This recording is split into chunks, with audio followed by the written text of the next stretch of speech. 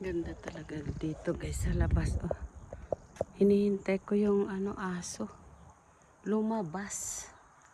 Ayan guys, enjoy the view. Wala pa, hindi pa dumadating. Tingnan mo, ang ganda talaga sa kabundukan guys, diba? Malayo sa Marites, ang ganda ng ng kaulapan.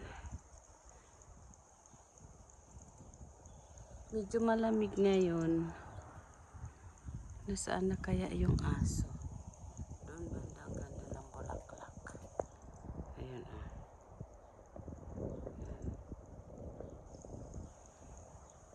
Kapitbahay ko. Nepal yung katulong.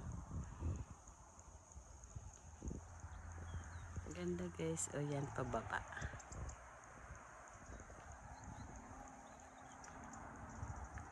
Saan kaya pumunta yung aso?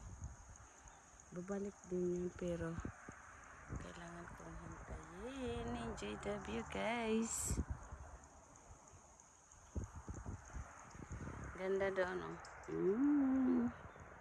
Medyo makulimlim.